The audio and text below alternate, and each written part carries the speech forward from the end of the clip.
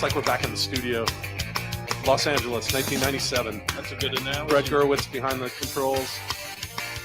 This is Brett.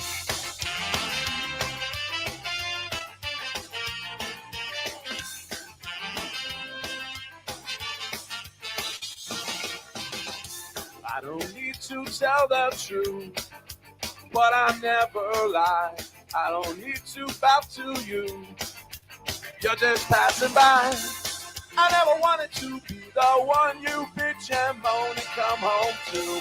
But as long as you look good, I'll come back to you. Get inside my trouble mind. This is the Round Robin. It is Wednesday, August the 23rd, 2023. I am Stephen Murray, and we are from the Chicks Beach Studios here in lovely Virginia Beach, Virginia. This is a Wednesday afternoon. We have Dave baseball going on, a short evening slate, and quite honestly, I'm going to be stuck in a lifeguard stand for what would be the live portion of this show. So what we're going to go ahead and do today is we'll do a little bit of a best of. We will play John Hale with our ACC football preview right off the bat. And then later on, Nick Athan will join us to talk about the Kansas City Chiefs and a little bit more football stuff with him as well. All right, so without further ado, let's go ahead and start the best of. We will queue up Mr. John Hale. Again, this is the best of the round robin drive time with Stephen Murray on Deep End Broadcasting.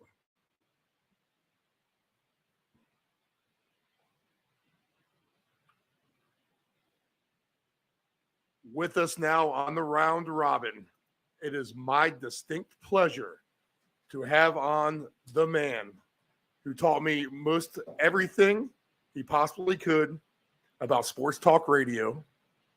I was his producer. We both worked for a radio station that covered Virginia Tech football in the New River Valley, Blacksburg, Virginia area. And I am talking about none other than the man, the myth, the legend, the man who predicted super conferences 25 years ago when everyone looked at him like he was a crazy man. I'm talking about Mr. John Hale. John, what's going on, man? How you doing? What's going on, Steve? You forget to mention about haunted houses. Yeah, you know. Oh yeah. Oh yeah. That's a long story, but well, I mean, yeah, we got a quick minute to tell it. So part of our deal was one season, at least for me, as John's producer, me, John, and God rest his soul, Robbie Rags. Some of you in the audience may remember Robbie. Were able to travel with the Virginia Tech football team, and we would do our tailgate pregame show, which would come on before the network for Virginia Tech IP Sports broadcast. You know, this is the real official dealio. We'd come on and do our local thing there and get a feel for the stadium. We went to Central Florida. Me and John went and sat on the roof of East Carolina down there in Greenville. But Syracuse, New York was on. We went to the Carrier Dome for a good game there on a Saturday night. And one of the highlights of the trip was, man, what a spread too. Still one of the best press box spreads I've ever seen in my life was going to Boston College. And me, John, and Robbie took Boston College by storm. We had to go to the Uno's Pizzeria and make up some story on why we should have our radio show there. I think that I think I told the manager that we talked to the manager 6 months ago and already had it booked. And he's like, oh, that guy, that's why they fired him, blah, blah, blah. And they set us up. And then part of the evening festivities, as we just explored the area, was going to Salem and checking out the haunted houses at the old Salem witch trials up there in Massachusetts, John. So, yeah, exciting times and a lot of fun to travel with you and Robbie back then. Oh, yeah. And Robbie was peeking in the window of the house of the Seven Gables. It was like 2 a.m, folks. And but you know what one thing about that Boston College trip, and I will never forget it for my whole life, was that run that Michael Vick made early in the fourth quarter, and Virginia Tech needed a play. It was 3rd down and 12. Yeah, close game. Tech zone 18, and then Michael Vick went on a tear and it went 82 yards for a touchdown. I do remember that. Yeah, yep. And what was so funny about it is that Robbie had sat there. We were eating all that wonderful food, and we were watching the game. We hit 50-yard line seats right in the press box. And then Robbie just got up and had to go to the bathroom, and he missed that play. Oh, yeah. Maybe one of the greatest college football plays that I've ever seen in my lifetime. Oh, man. That was it. We were in the Michael Vick era in Virginia Tech football lore. Man, just such great memories. And really, John, I mean, a lot of your influence has spawned off everything that I'm doing now, to be honest. I mean, we want to go to events, tailgate with the fans, or, I've already been to Wrigley Field to do the show. I've been to Lambeau Field to do the show.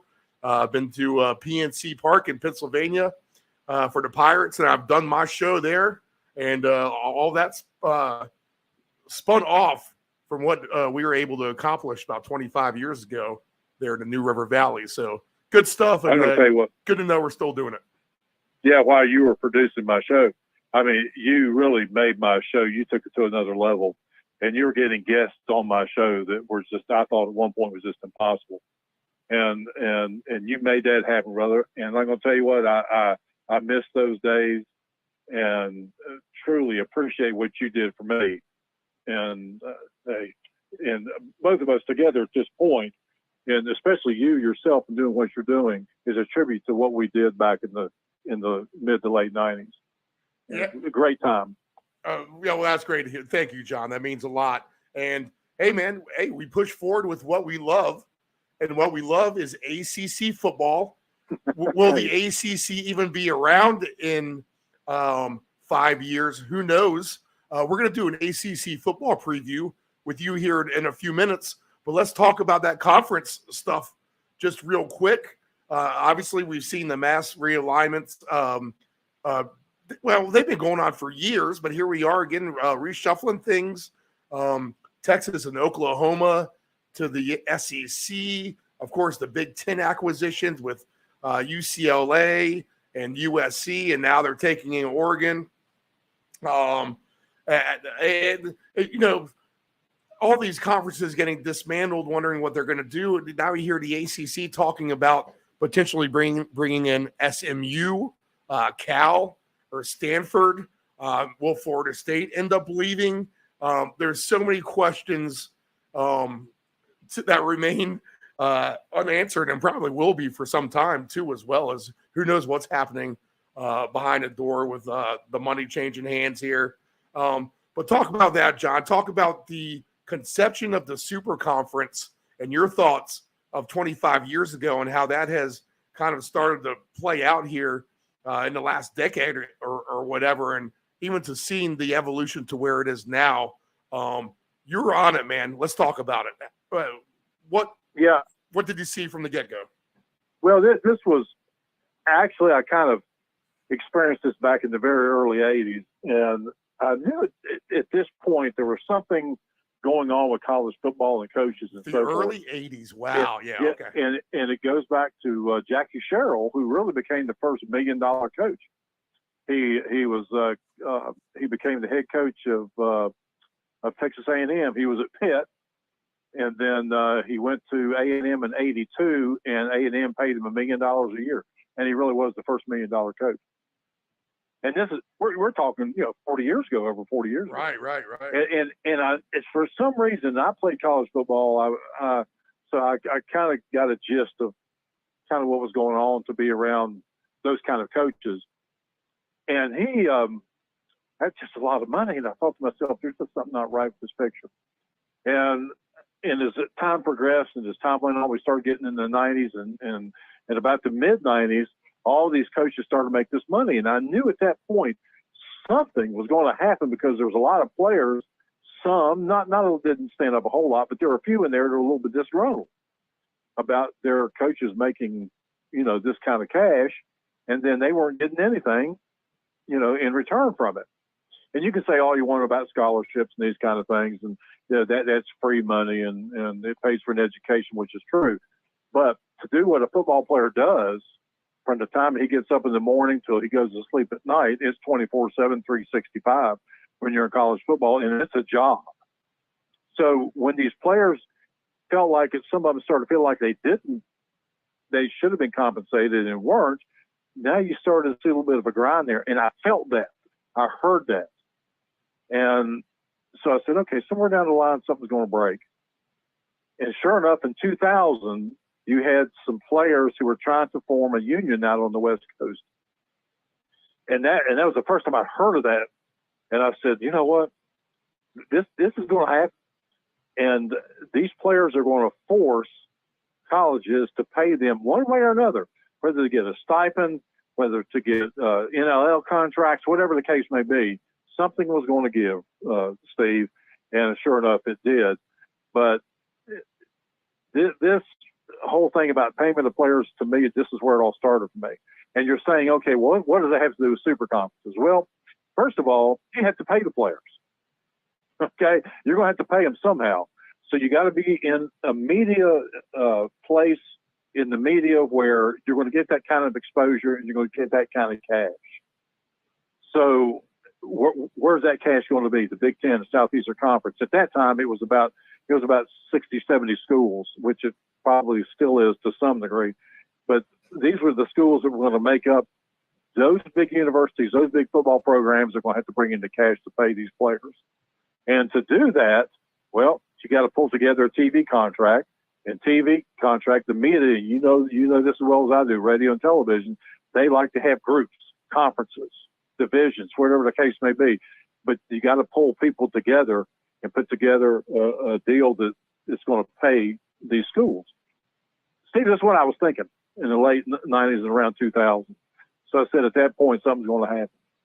And as time progressed, these players, they wanted to form a player association, I think, out in Oregon, maybe. This was back in 2014. Right. Okay.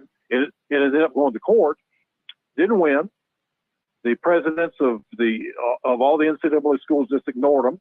2016, they went to court again, and I think they lost there. And then about 2018, I think, is really where we started to see the wheels turning. And all of a sudden, here we are. And they're paying players. The NIL is real now. Supreme Court, passed, agreed with whatever the ruling was. And then now, here we are paying players. But the conferences have to form, and they got to make big money to pay these players. And then the other side of the coin, Steve, is this. And this is kind of a two-parter for me, is why so much cash? Why do these schools need to generate this much cash? Well, number one, of course, the payment of players. That's number one. Number two is the fact that they're going to have to pay the medical expenses of not only the players now in the future, but the players in the past. And the NFL is already, and it's huge. Steve, the numbers are going to be in the hundreds of billions of dollars. And the schools they're going to be liable. So there's two reasons why they need to get this kind of cash, and there's two of them right there: payment of players, and then the medical aspect of it. And so here we are. Super conferences are forming so they can get a pack together that can generate cash as a whole and just distribute that money, and here we are. Well, yeah, I mean, there has to be some supreme motive behind it. I mean, that sounds right, spot on. I mean, you've had conferences being cannibalized forever, right? I mean, I remember back when the Big 12 was the Big 8, correct? Yeah, that's all time ago. The Pac-10 was the Pac-8 at one point. I'm not sure who the last two editions were, but I remember the old Pac-8 at one point. Before they were the Pac-10. Virginia Tech, weren't they in the Metro Conference way back in the day? The old Metro? Were back exactly. They were the Metro with Louisville and Memphis State, St. Louis, South Carolina, Florida State. Great basketball conference. Yeah. Oh, absolutely. Great basketball. I do remember that. We get a lot of Metro basketball on when we were kids. And Louisville's national champions coming out of that conference. And Yeah. Wow. Really, really good conference. Yeah, but and you're right, Steve. Realignment is an ongoing thing. People think, well, it's going to get to this point, it's going to stop. No, it's not going to stop. It'll never stop. You're always going to have schools moving from one conference to another or going from here to there, and it'll always be there. There will always be changes. So what's the ultimate destination now for the ACC? Do you think they survive and they kind of can match what the Big Ten and SEC want to accomplish? Or do you think at some point even they get cannibalized into an SEC for one big giant super Southeastern dealio? Yeah, I think, Steve, for the moment, I don't think there's going to be a whole lot the ACC is going to do. You know, Florida State has already said they want to leave, but and this just, it's hard to grasp. But if they left right now, they're going to owe close to $500 million. Wow.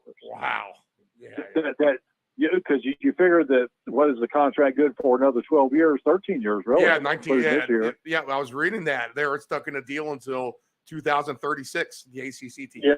Yep. So you multiply 13 times $40 million a year, which will be the average payout. That's $528 million that they're going to owe over the next 12 to 13 years. Now that's just the TV contract. That doesn't include what it's going to take with legal fees to get them out of this. And that they say that could run into another $100 million, $150 million. Oh my goodness. Yeah. So we really are talking inconceivable numbers that college football has with these dollars. Florida Wow. State. Yeah, but see, here's the thing, and Stephen, they've thought this through. They've done the math on it. And here's the thing: they've already gone to Morgan Stanley and Chase banks to see if they can't finance it, to see if they can't take that $400 or $500 million and finance it over a certain period of time. If they did that, let's say that they got some kind of mortgage, so to speak, for 20 years off the $500,000, and they were only having to pay and I'm just throwing numbers out here, $25 million a year. Okay, well, if they went to the Big Ten, if they bought themselves out of this contract, they go to the Big Ten or even the SEC, and probably in the next couple of years, those contracts, the TV contract after SEC and Big Ten do theirs next year, is that it'll be worth close to $80 million to $100 million per team, and that's a guesstimate. So you take that, subtract that 25 million, 30 million out of that, and guess what? They got 55 million bucks. Now that's more money than what the ACC is going to pay out over the next 13 years. So when you do the math, well, the math will tell you that it's probably a good idea. Go ahead and buy yourself out of this because you're going to make more money in the end. Wow, that's even crazier to think.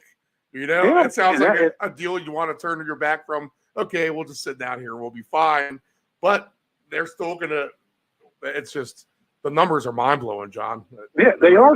And that's the whole thing is Florida State are the alumni or the folks who are going to be backing this kind of deal, are they going to be willing to do that and really mortgage themselves that much money over, whatever period of time? Are they going to be willing to do that? That's a hell of a risk as far as I'm concerned. And because you have right now ESPN, who's in financial difficulty. In fact, Disney's trying to get rid of them. There's some thought about Apple buying ESPN at this moment, and which would be kind of interesting. But ESPN's a liability to Disney. So are they going to be in existence? Are they going to go into bankruptcy? Who knows? But they're saying that 2028, 2029 is going to be the telltale year. So when all these teams are making these moves right now, these TV contracts probably they're going to be doing next year, Steve, won't be good for about 6 years. They're not going to be long-term TV contracts. So if something happens at the end of 2030 and a team that all of a sudden the Big Ten gets a raw deal or the Southeastern Conference starts losing all this cash, do people start running and go back to their originality? Does it go back to those teams who might be in the SEC from the ACC? Do they go back to the ACC? Or we don't know this. We don't know these questions. That's what I say when you start leveraging that much money for an uncertain financial future, such as we're going down the path now with all this inflation and stuff, it's going to be interesting. I think I wouldn't do it. I wouldn't risk it myself. So you're asking me about the ACC. I think that strong possibility Florida State to leave, but I really believe in the long run that I think they're going to hold together. And the team that's going to hold them together, of course, is going to be Notre Dame. I mean, they got the name. Yeah, they got the NBC media rights. They got all that. And right now they're the influence on Stanford and Cal coming into the ACC as well as SMU. So those three schools there will probably be, my thought, will come into the ACC. So what's the best option for these schools and their future TV contracts? Is it wise for the ACC to try to get completely devoured by NBC? I mean, do they find success through their own networks? And again, I go back to this, and this is where I foresee a super conference with two divisions, and that's where I see this heading. Right. It'll probably be 32 teams, one conference, 32 in the other, and then everything east of the Mississippi River will do this, everything west of the Mississippi River will do this, and it'll be 64 team super conference. That's what I see happening. So that for that to happen, then you have to have the ACC probably merging with the SEC and the Big Ten merging with the Big 12. Right. And that would make up your super conference. Chip Kelly said he liked that today. Chip Kelly had an interview today. He said, let's just take the 64 teams and do this. And, the next 64 can settle their own deal. Yeah, and I agree wholeheartedly. That's what I see.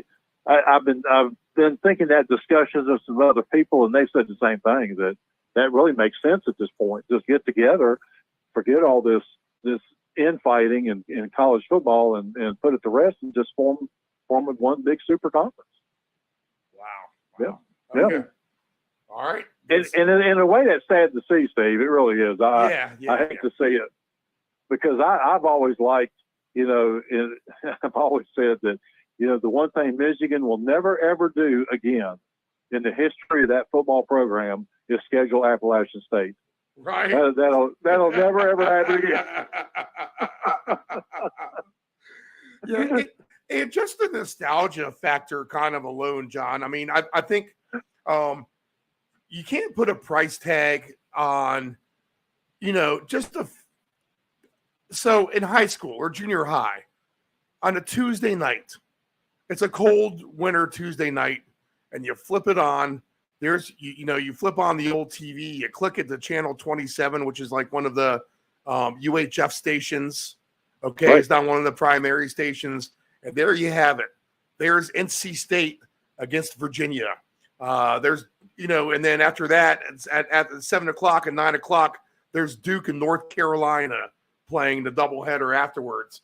And we were really treated to just a great conference group growing up. And I always said, man, it would be great if Virginia Tech can just ever get into the ACC. And they did. They got in there eventually. And that strengthened that conference. And it still is. The rivalries are still there. All these schools are easy to travel to regionally. I mean, you can really, if you want to go see a game of Wake Forest, you can get a ticket. If you want to go see a game down in Miami, down in South Beach, you can get a ticket. There's plenty of tickets in Pittsburgh if you want to go see a game there or watch your team play there. The festive atmospheres just of Blacksburg alone and some of these other places. But there's you just can't put that price tag on the nostalgia of kind of that whole motif kind of growing up and the old Jefferson Pilot. That was great coverage. I mean, they were ahead of their time as far as programming goes, regionally for sure. And I think they had Food Lion as their main sponsor for many years, which carried that as well. So yeah, it will be sad to see that kind of thing go, but that's what happens. Things change, right? Yeah, that's exactly what happens. And the real shame of it is this, I think, is that the athlete is the one that's going to pay the price for all that. And, you're talking about if you take in Stanford, Cal, even SMU into this deal, is that guess what? You got to travel out there, and that's not easy. It's easy for football, but it's not easy for basketball. It's not easy for baseball. It's very difficult. And some of the other Olympic sports, and to travel all the way out on the West Coast, do your thing, and then come back. And you got to think we're in a day and age where everything is delayed for a flight now, too, right? Exactly. yeah. To get there on time is well. So I mean, another issue. It feels like if anywhere you travel to, you're delayed or you have a headache. I mean, I see it all the time on the social medias. I'm stuck again. 18 hours. I think one lady I knew just left. Was able just to get back from Kansas City after 3 days of not being able to get through Atlanta to Virginia. Exactly.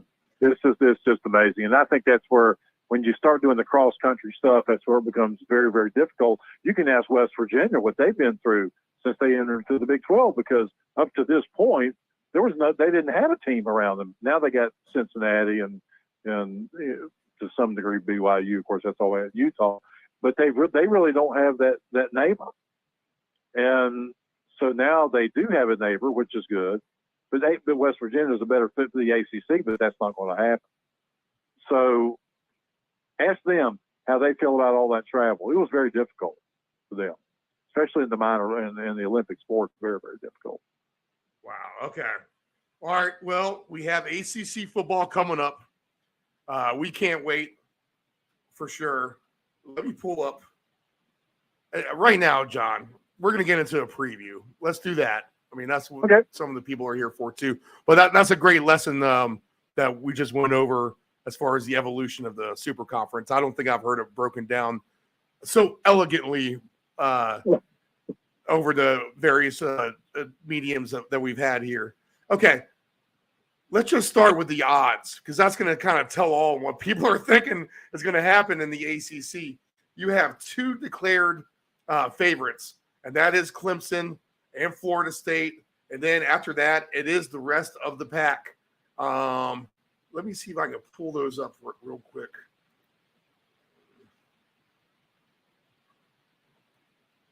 I just had it. Of course, it drops off. Yeah, and here we go. So Clemson is a favorite at plus 155. Florida State plus 160. North Carolina is at 9-1. Louisville is at 10-1. North Carolina State is at 20-1. Miami is at 20-1. Pittsburgh is at 25-1. Duke is at 30-1. Virginia Tech is all the way down at 100-1. Virginia is at 200-1.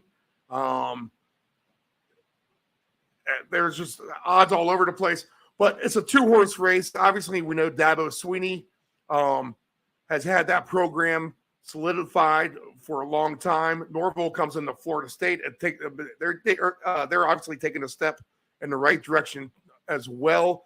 Do you see this as a two-horse race, or can other teams kind of sneak on in and make this thing interesting, John? I think anytime you have rivals, anything can happen. And Clemson's had their share of defeats. Florida State, obviously, here recently has had their share of defeats. But both schools still recruiting very well. And I think, and as I always say, talent wins games. It does. You can have a bad day in the office, but if you got the talent's going to win that game for you. And two, as college football has progressed, of course, offenses have opened up. They're running about 70% of the time. They're throwing the ball 70% of the time, running 30%. Get that kind of ratio going on now, which 40 years ago, it was exactly the opposite. So now you got to have a good quarterback there. And Clemson's had their share of them. And they've got a couple of good ones coming up now. But talent's going to win those games. And that's why I think Clemson, correctly, if you're really picking somebody, yeah, I think Clemson is going to be the team to beat. There's no question. Defensively, they're going to be strong. Florida State is one of those programs that I think is, and I hate to use this word, but they're an up-and-coming program. It's hard to say that about Florida State. Right. But where they have been and where they are now, it's two different sides of the coin. And they are, I think they'll be pretty good. They're going to be difficult to beat because they get a lot of spirit. There's a lot of strength, a lot of speed on that team, and a lot of talent. and coach has really recruited well there. But if you're looking for a dark horse, if you're really truly looking for a dark horse, this is my dark horse in the ACC, and I'll tell you why. NC State. John Hale. I have a dark horse myself, and it is NC State. Dave Yes. Doran, the coach of the Wolfpack, 3-9. They go. How about this? Brennan Armstrong from Virginia, the old Virginia quarterback. When he is reunited with his offensive coordinator, when they had that dynamic season in 2021, Robert Anae, the offensive coordinator. Obviously, last year things fell apart. They had the tragedy there as well. But Armstrong, the quarterback from UVA coming to North Carolina State, really can uplift this team, and they have all the hard opponents at home as well. Yeah, go ahead. Talk about North Carolina State. Well, that's exactly what I was going to say. The reunite, those two being reunited, and he knew Anae knew how to coach Armstrong. He knew his strengths, he knew his weaknesses, and he played to every strength that he had. And how many games did he throw up for 600 yards 2 seasons ago? Versus to where he was last year. Right. Now you could say the pandemic had something to do with it. Maybe it did. It might have.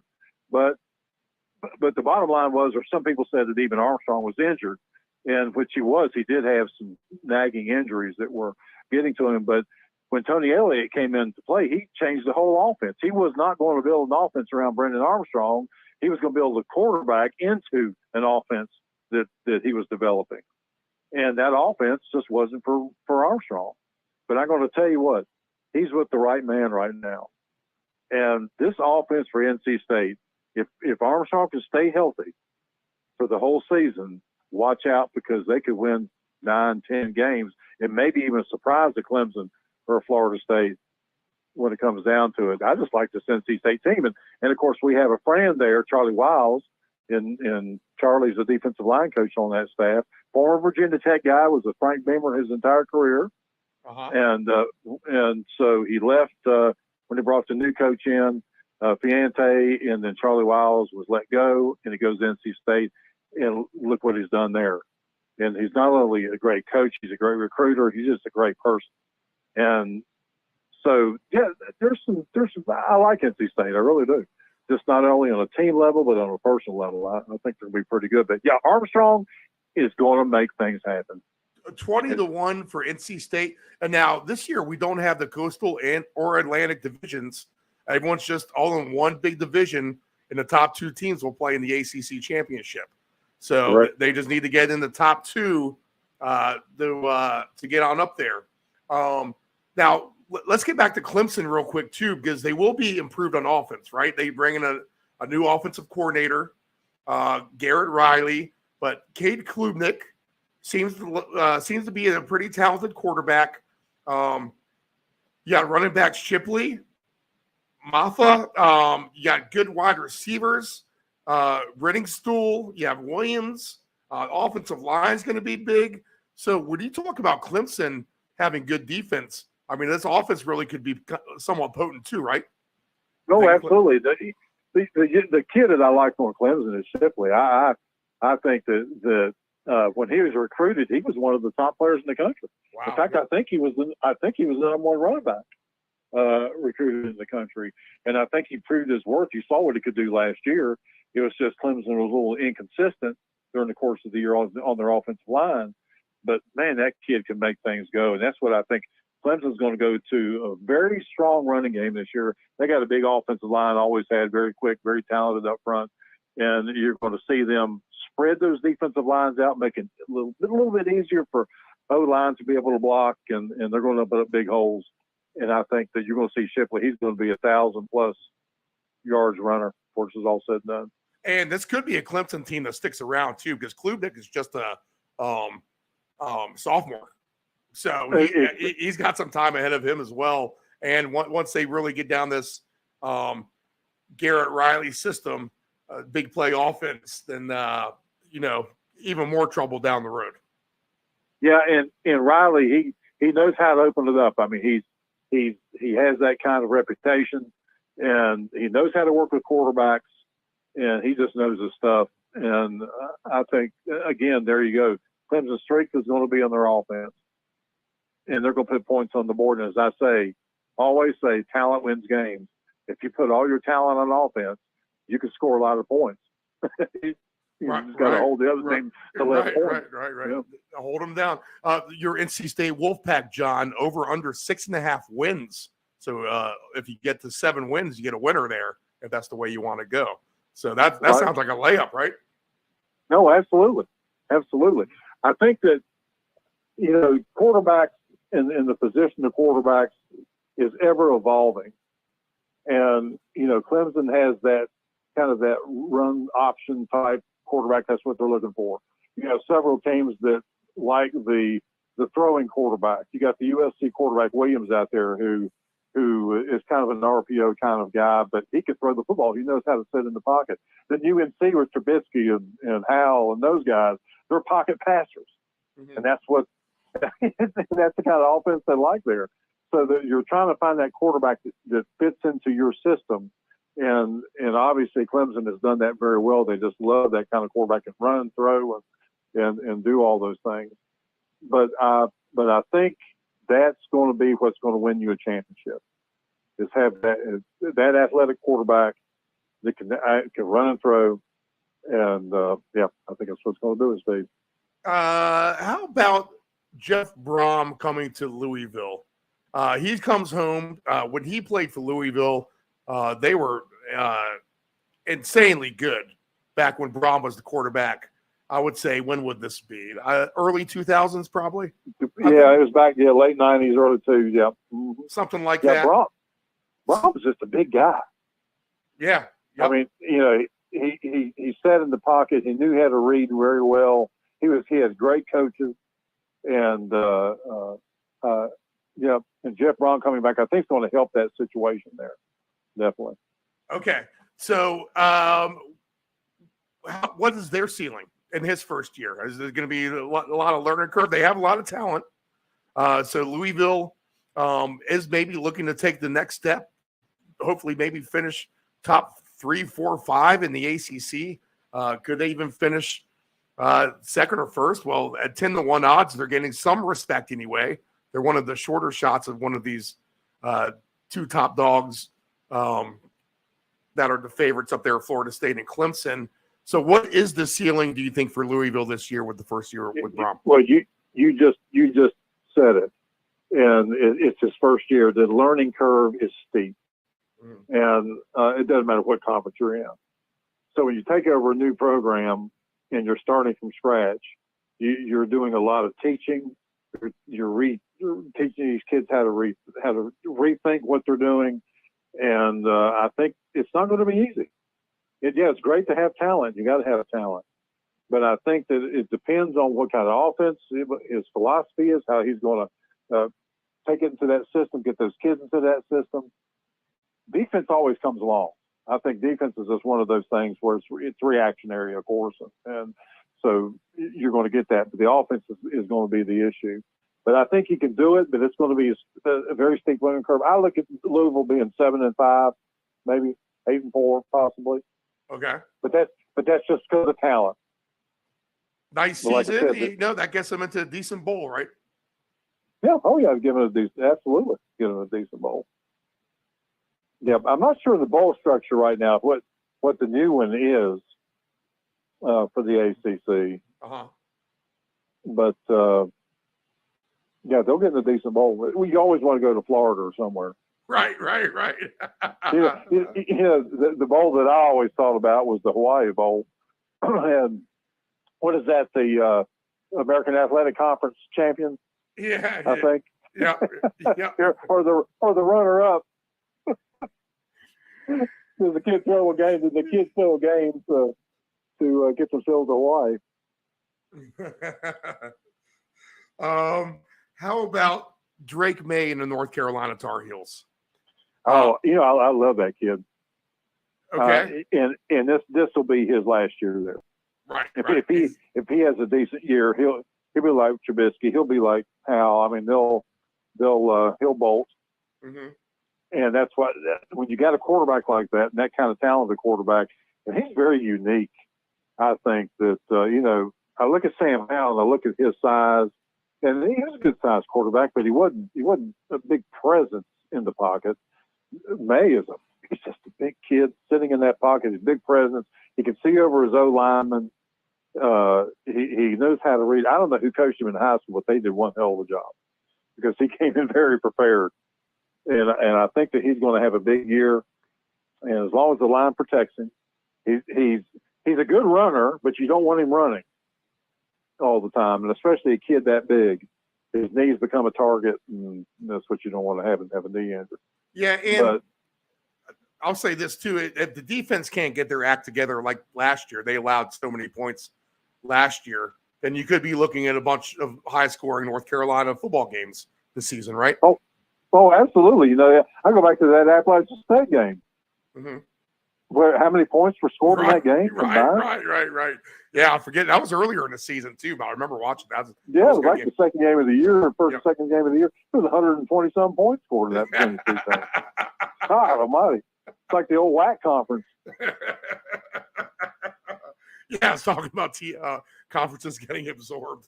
The WAC was way fun back in the day, and then poof, there's the Mountain West, if you remember how that went. Right. Exactly. All right. So Carolina, we can see how they can have some high-scoring games. All right, how about Mario Cristobal down in Miami? All right, coach for the Canes.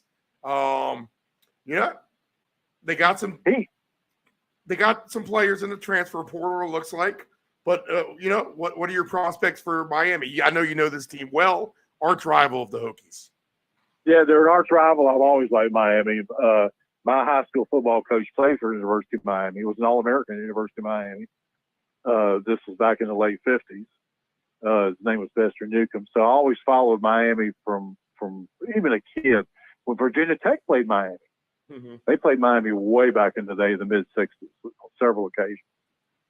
But that program has fallen by the wayside over the last 15, 20 years. Right. Not the same program. And a lot of that's because of the corruption. They're already having a corruption issue down there now. Oh, okay. With one of the mainstays of this NIL project, it was a company. It was a $32 billion corporation. I can't remember the guy's name, who funded a lot of the NIL deals. Well, they've been targeted by the FBI for several misgivings. And so now he's under investigation, and his company is worth pennies now. Wow. And so now whether he did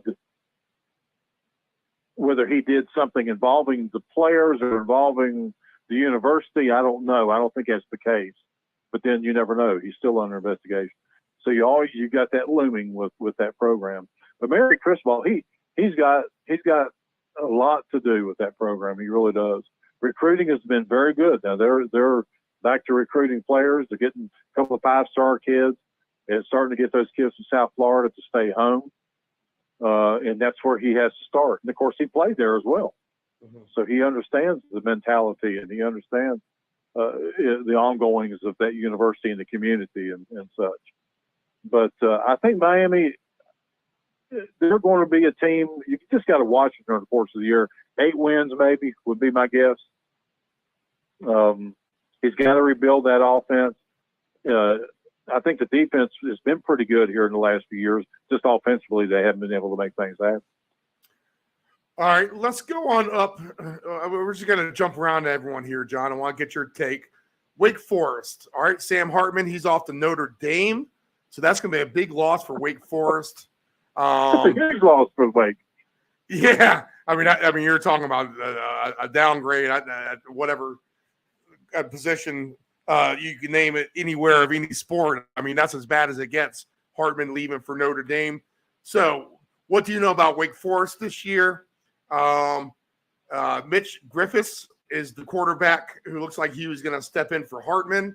What kind of insight might you have on Wake Forest for us? With this young kid, he's a pretty talented kid. He's really small. He's one of those kids that we talked about being an RPO type of guy, and Hartman was a lot like that. this kid's a lot like Hartman in that aspect, but he's just not as big. And that's my question there is size going to play into his play and the success of that Wake Forest offense? But I think Griffith, I think that he'll probably be the guy. He's only he's about 5'11", 180 pounds. He's from Ashburn, Virginia, by the way. Oh, okay, yep. So he's a Virginia kid. And he was pretty well recruited back in here just a couple of years ago. But I think he's going to be the starter. Behind that, honestly, I'm not really sure. But the kid is talented. So you give him a little bit of space, let him do his thing. We'll see. Yeah, the Wake Forest has been a good team about overachieving, well coached. They seem to win more games that you think they would lose. So they've made a good habit of winning. Does Sam Hartman have a legit chance to win the Heisman Trophy? Good. Notre Dame? Notre Dame, yeah. He could. Yeah, he's that's good enough player. Big name school. The media likes Notre Dame, right? Yep. So if he just has a really good year and gets a lot of wins, then maybe the candidates are diluted by some. Maybe USC loses 3 games, so a couple games that maybe they shouldn't lose. Maybe that hurts Caleb Williams there or whatever. So Sam Hartman is at 20-1 to win the Heisman. So that's not too bad. Maybe worth a shot. It's pretty good odds. It's pretty good odds. And Notre Dame obviously gives them a lot better chance to do that. But the stability of Wake Forest and to maintain where they're at is definitely with Clawson, Coach Clawson, Dave Clawson. Because he had an opportunity to go other places. Right. And he didn't. And he stayed. And that's a huge commitment, I think, from him to the university. And the university had to make a commitment to him to make sure he had the money for recruiting and the upgrades to the stadium and all these other things, which they have done. So Wake Forest is going to be no pushover. Not at all. And I think they're going to be a pretty good team. Clawson will have them right there in the thick of things. Now, are they looking at the conference championship? Probably not. But defensively, they've been pretty good. They have had a couple of kids go off to the NFL here in the last year or two. I just think that Wake, they'll be, I just say they're going to finish about 6. I'll say 56. Okay, so their over-under is 5.5 wins. So you think they're right about a 500 team? That sounds about right. That's about right. Yeah, it's about right. Okay, all right. Yeah. How about Pittsburgh? All right, they're going to have a new quarterback as well. They have a lot of holes to fill. 6.5 wins is their over-under. That sounds probably about right. But Pittsburgh seems to win some games too that you don't think they're going to win. They seem to always be a little bit better than the general public will give them credit for. Well coached at times for sure. How about the Pitt Panthers, John? Anything you can say about them? The Pitt Panthers are they got a mentality up there, and Virginia Tech saw it when they were in the Big East. And it didn't matter where Pitt won 3 games in one year, won 8 games another year, 10 games. It made no difference. Mentally, they just had that mental toughness that the Big East Conference had. And they seem to have carried that into the ACC since they've been a member of the ACC. But I don't think they missed a beat there. When you go into that game, you may beat them, but you're going to be a beaten up football team when you come out of there. But I like Pitt, but I just don't think they have the talent to overcome a Clemson. I don't think they got the talent to even overcome a Florida State. But I do see them winning 8 games during the course of the year, just because of what they've done here in the last 2 years. Yeah, they're the prototypical blue-collar football team that just seems to grind it out and beat you, right? I mean, that just seems like it's always been for forever. Go ahead. Yeah, okay. How about this? Let's go back to Carolina. Let's talk about the one team we haven't talked about because I feel like, flying under the radar while you have the big scope right there at Cameron Indoor Stadium with the basketball team. Here you have a Duke football team coming off a 9-win season last year, right? Then they get to start their season off against Clemson, but 6.5 wins is the over/under for Duke. They'll get their quarterback back as well this year. So, what do you know about the Blue Devils? I honestly don't follow Duke a whole lot. The former coach, what's his name? Oh yeah, he's been on our show before. Yeah, we used to have him on our show. Yeah, I know. Here we are, man. I'm getting old. Yeah, I know. Me too. But he Cutcliffe, David Cutcliffe. David Cutcliffe. He was a hell of a coach. He did a promo for us too, if you remember that. Yeah, and he beat exactly. He built a good program and left it behind. I mean, they're kind of picking up where he left them here a couple of years ago. He's been out now. But yeah, go ahead. No, and I think that's exactly what I was getting ready to say, is that he's built a good enough program to whoever came into that situation wasn't going to be left with just crumbs. And of course, the Duke will claim themselves as an academic institution, which, they are. It's a very good school. So they're going to attract a top-level athlete because of the education they're going to receive. They're kind of like a Notre Dame type of school. And I remember Cutcliffe in his last, here about 2, 3, 4 years ago, right before the pandemic, is that he had one heck of a recruiting year. And he had a couple of 4-star kids. I think he even had a 5-star kid that committed and decommitted. But his recruiting was just going top notch. And we saw that Duke football team, as talented as they were when they came into Blacksburg and beat Virginia Tech, 40-6 or whatever it was that day. Right. And they were loaded for bear.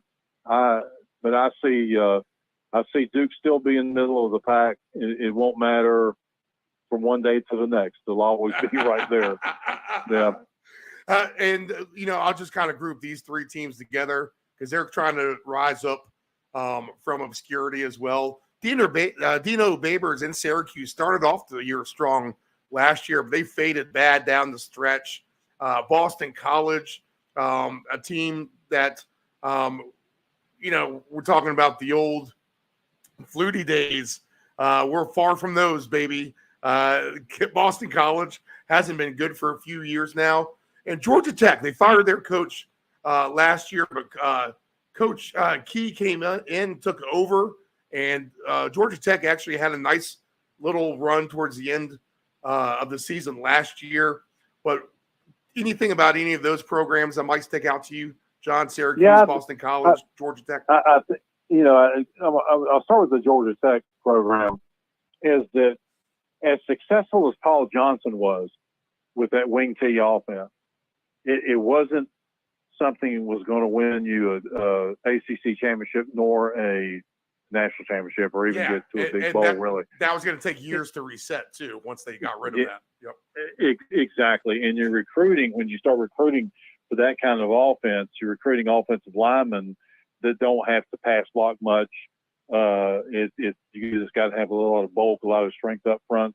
But the wing T is easy to block. I mean, it's all angle type blocking and makes it easier to block defensive linemen and open up holes. But that program under Johnson, I consider it as far as wins were concerned, he was successful. But as far as the program overall, I don't think he helped the program. I don't think he helped Georgia Tech, knowing that he was going to step away from that job at some point and just leave Georgia Tech holding the bag. Now, the new coach coming in, he has a different philosophy. And I actually watched a little bit of their spring game on YouTube or whatever the thing was. I watched a little spring game, and they look pretty good. He's got some talent offensively, and they can throw the ball very well. They can provide great pass protection. I think Georgia Tech is going to be one of those teams that's going to come out of the starting block, and they're going to win 2, 3, 4 games, and then they're going to fold towards the end of the season because of lack of talent. Uh-huh. And who they're going to be playing towards the end of the season. But I like this Georgia Tech thing. I like Georgia Tech coach. I think it's can they win 5 games? Yeah, I think they'll win 5. Their over/under is 4, so they could be an overpick. Okay.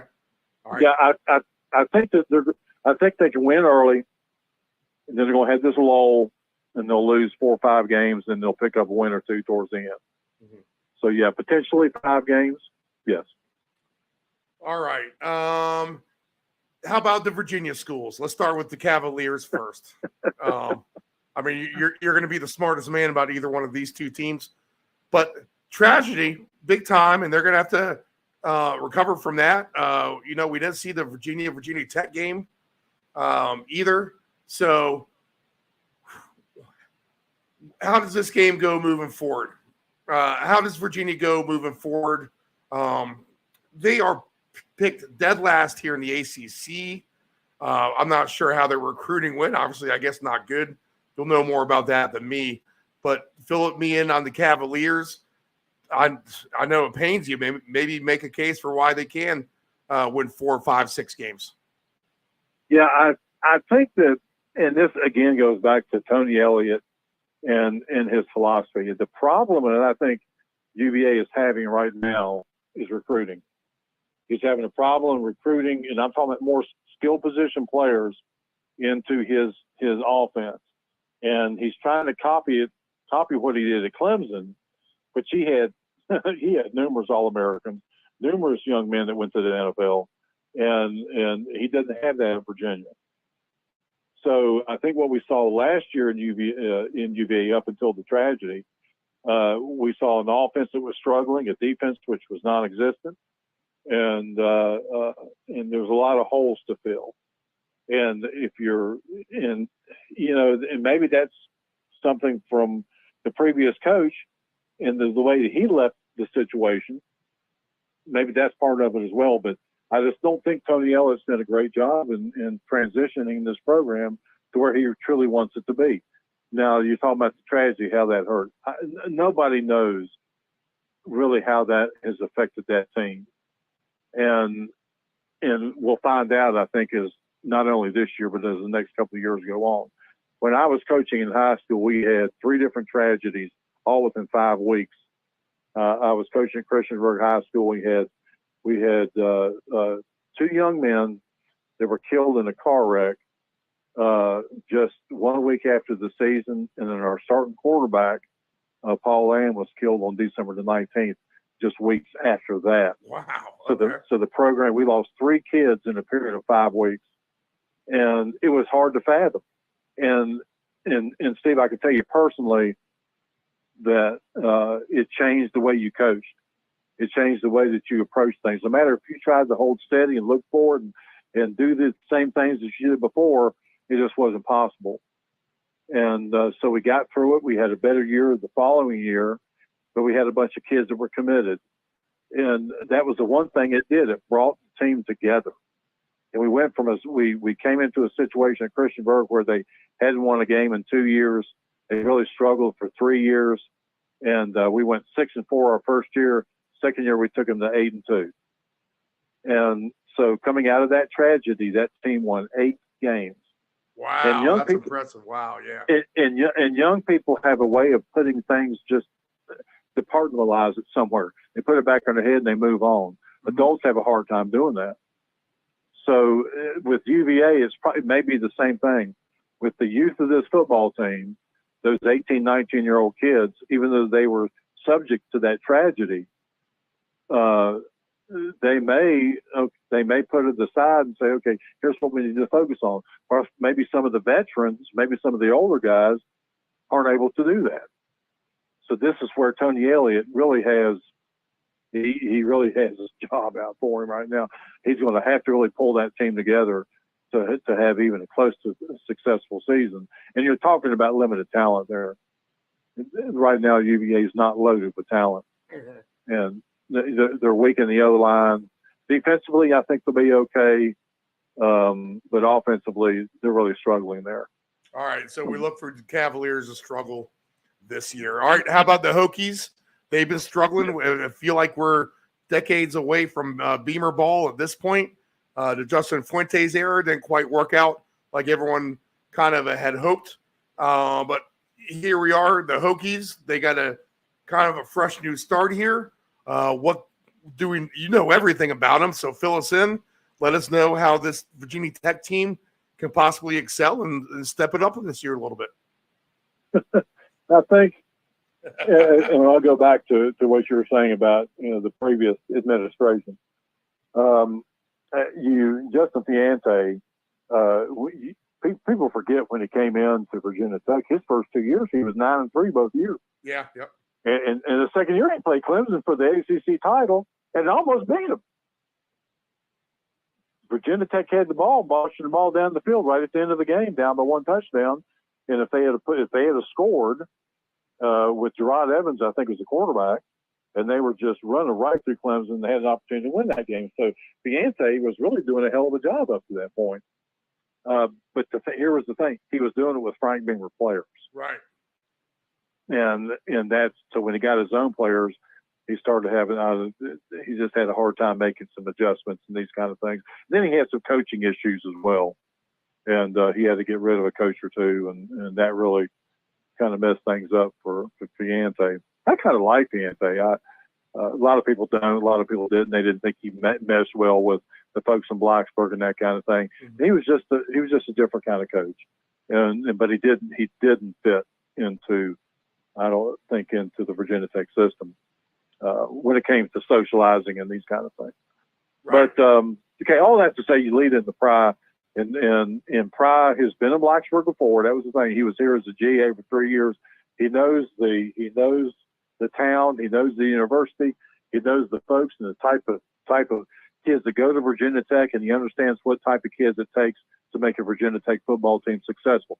In fact, he was probably around the period of time when I would consider Virginia Tech to be the most successful in their efforts in college football. So he brings a different element here. And last year, talking about a learning curve, Steve, Brent Pry was on a learning curve. It was so steep. I mean, if he'd have just backed off one step, he would have fallen backwards and gone down the cliff. That's how steep it was for him. And he made a lot of mistakes. There were a lot of mistakes made. People saw them. They were very glaring, both offensively and defensively. But that Liberty game changed everything for him. And that was a very, very important game for him. And I think going into that UVA game, if that had happened, what would the Virginia Tech have done? Nobody knows at this point, but I think they were ready. I think Virginia Tech very well probably could have won that game, or probably would have won that game. And because he did have she had some young experience there. But Virginia Tech now, coming into this season, they're relying on Grant Wells. He's the young man they're looking towards at this moment to be their quarterback. A very talented young man. I enjoy watching him.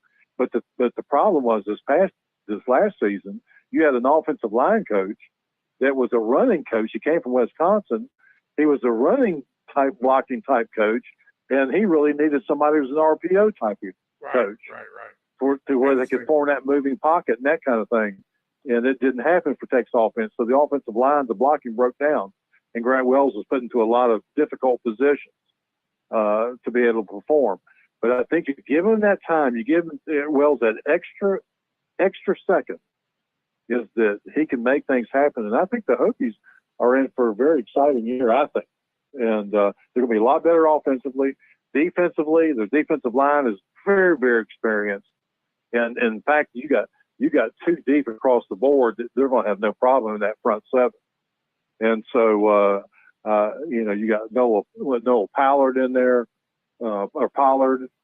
And I'm just taking some names off the top. Fuqua, who's the big 6'2", 320-pound defensive tackle, who's really proven his worth. And he's going to be a backup this year. At least that's in the depth chart. So Tech, I think defensively is going to be really good. They got most of the DBs back. They got most of the defensive linemen back. Of course, they lost Dax Holyfield, the linebacker. So that'll be something new for them to fill in. The kid from Salem, the McDonald kid, one of the brothers is going to start there, one of the inside linebackers. And his brother is going to be, he's a backup on the other. He's on the second tier of the depth chart. He's going to be the other one. Those are big kids. They're both about 6'4", 225, 230. Mm-hmm. So they're very physical specimens inside. But I think the Tech's defense is going to be really good offensively. We'll see how the season goes. They don't have a quarterback coach. And I think that's my question right now. Why don't you have a quarterback coach? They're relying on their offensive coach and offensive coordinator to coach the quarterbacks. That's all fine and good. And that guy's never even coached a quarterback in his life. And so, it's one of those skill positions. The quarterback skill position is one of those that I think needs a coach. Right. Yeah. To work on your footwork, your throwing, your mental state of the game. And a complete independent resource, really. Right. Exactly. And I'm not necessarily think that they have to call the plays, but I think a quarterback, because everything relies on what he does offensively. Yeah. And how he reacts, especially in today's game. He's everything. Are the Hokies going to attempt to be aggressive down the field? I sure hope so. Here you have, and I said this last year. Cole Beck, the kid from Blacksburg, who ran a 9.700 or something like this in the NCAA. He's on a team this year. He was looking he wanted to go to the Olympics, so he's really training hard in track. He became a standout in the ACC, became an All-American. But on the football field, he was a running back, didn't utilize him enough, probably not really big enough to be back at running back. But I think they're going to try him at wide receiver. That's what I would do. So I would run him, a kid that runs that fast, that runs a 9.8 or 9.700 meters or whatever it was he ran. Shoot him down the field and make him cover. Doesn't matter where he gets the ball there. Doesn't matter where he catches or not. But they can do that kind of thing to stretch the defense. I think Virginia Tech has great core receivers with a lot of speed and strength and size. And so you need to do that. You need to spread the field. And I think if they do that, Grant Wells, you're going to see him become a lot more productive type quarterback. You're going to see him probably even run the ball a little bit more when they're going to be doing cover 2 on these receivers, or even cover 1, cover 3, whatever they're going to be doing to these receivers. They're going to try to confuse them. They're going to go man-to-man, and it's going to free up Grant Wells to be able to run the football. And he can run the football. But those are things we're going to have to wait and see. But it goes back to the offensive line, the offensive coordinator, making those kind of calls. If he throws the ball 70% of the time, Virginia Tech's not going to win. They're a 50-50 type team, Steve. They need to run the ball 50% of the time. They need to throw the ball 50% of the time to be successful. And that just matches their talent. And but I think they have an opportunity to win even 9 games this year. But here's the thing. They need to win game number 1. If they don't beat ODU, it's done. I mean, they got to beat them. They do have ODU on Saturday, September the 2nd, 8 o'clock game on the ACC network. In fact, we'll have you on, John, if that's cool. We'll talk about we'll go ahead and get your picks for all these games. I'll go over the games here in a second. But why don't you tell me who you got finishing 1 and 2 here? Who's going to play in the ACC championship game here in December? Is it Clemson, NC State? Are you going to stick with that dark horse? That's kind of where I was going. I think Clemson's definitely going to be there. I don't think anybody's going to knock Clemson off their perch. I don't think Miami has the kind of team to do that.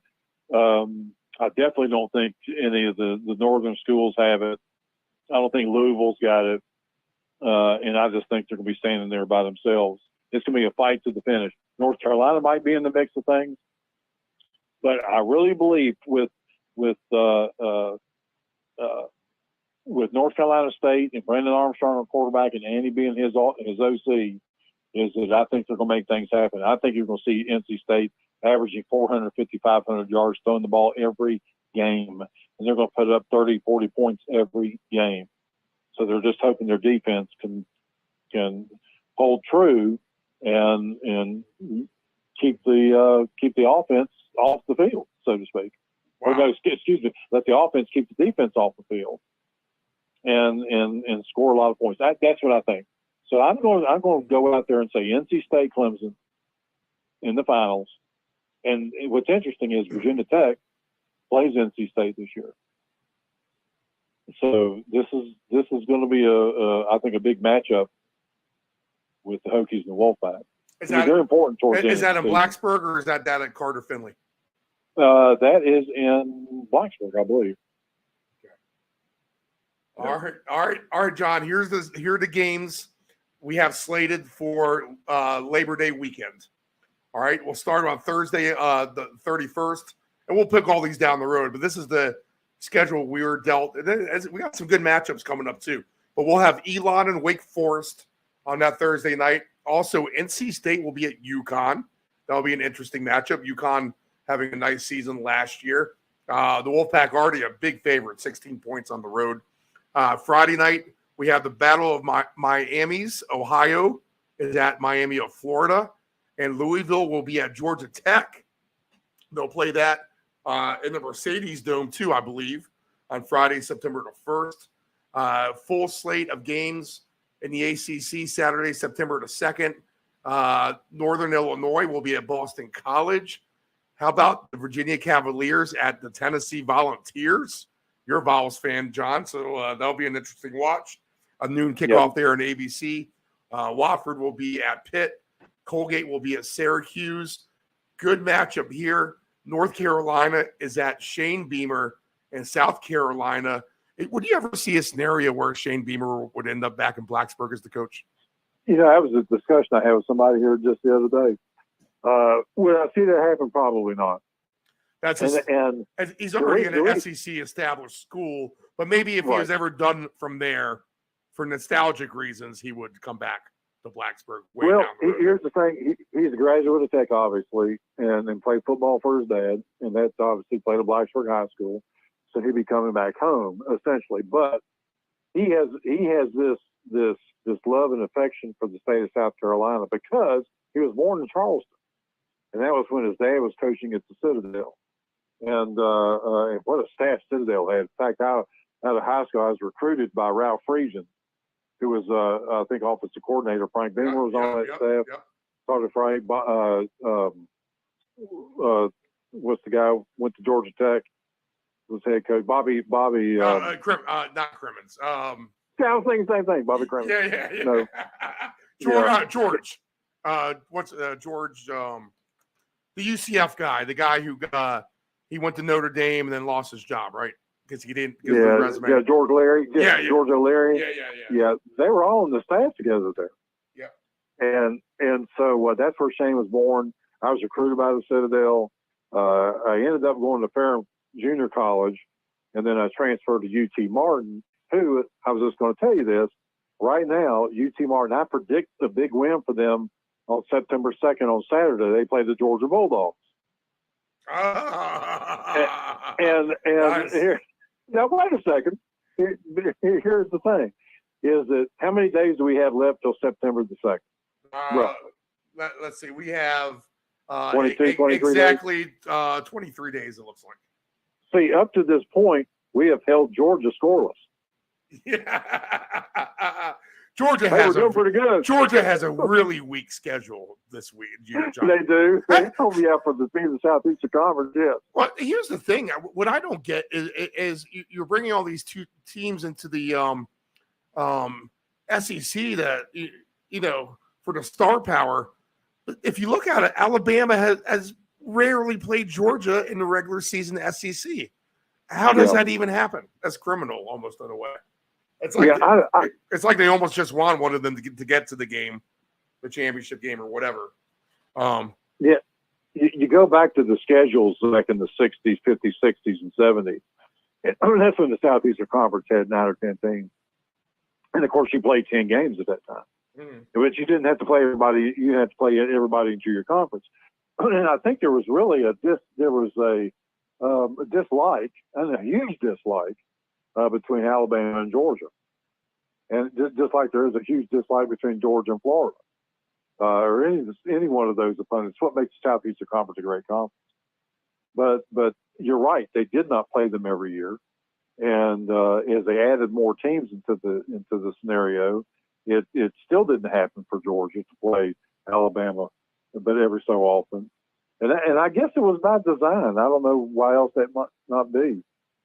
But you're exactly right, Steve. They haven't played them every year. And the the game for North Carolina and South Carolina is in the Carolina Panther Stadium. And then, like you mentioned it as well, that Virginia Tech has the game at the same time. So we have the two TVs on, ODU and Virginia Tech. So that's a little fun Saturday night, huh? Well, you know, the this is the thing that scares me about this game. The ODU coach and the Virginia Tech coach are best friends. And I think that may have played into the scenario of Virginia Tech's loss to ODU last season. Mm-hmm. Was that because that coach knows Brent Pry in and out, and that's what scares me about this game coming up. The only good thing is, I think right now it's being played in Blacksburg. It's a different scenario, and plus you had a couple of players from ODU defect to Virginia Tech, some really good ball players. So you've got that into the mix of things. But this is not going to be a pushover game. I think Tech can win it by several touchdowns, maybe more than that. But they're going to come. They got to bring their A game. They got to be ready to play. And because ODU is just a dangerous team to be playing. It is the first game of the year. Georgia and Alabama, just 4 regular season matchups since 2008. Yeah. All right. And to cap off the schedule there, let's see. We have LSU and Florida State on Sunday and Clemson and Duke on Monday. So good games all weekend, John. Good ACC slate overall, right? Yeah, oh, absolutely. It's always exciting, the first game. And they're trying to match up, you know, some marquee names, get good regional matchups, and that way you're going to start drawing an audience in, and hopefully the games will be good ones. I don't think anybody wants to see a Georgia win by 80 points. I don't think anybody wants to see an Alabama win by 50, or you know, those kind of things. I think they want to see a competitive matchup. But it's, as I say, the first few games of the year can be a telltale sign of what's going to happen as the year goes on. You know, most of your injuries, when you think about injuries, when do they happen? They happen towards the beginning of the season and the end of the season. Right. And so for a team that gets injuries early on, you can deal with that. Teams that get injuries late in the season, they're the ones that pay the price. And that's just been true in athletics forever, and especially college football. But we'll see. We'll see how these games go. And I'm excited. I really am. I'm excited for this year. And I think Virginia Tech fans have everything to be excited about. I think this team could end up being a very special team. I think they could be a 9-win team if everything falls in the right places for them. And but you got to show up. You got to play. And let's hope the Hokies can do that. All right. From my vantage. All right. We'll be on top of it all year, John Hale. That great stuff. John Hale, my old boss. John, you doing anything now with media, or you just taking it easy? No, I'm just taking it easy, brother. I work for the Marriott Corporation. Yep. And so I used to travel for Marriott. I traveled all over. And I had 85 colleges and universities under my belt. And so I got to meet all the coaches, and I stayed in the loop, Steve, by talking to all these guys.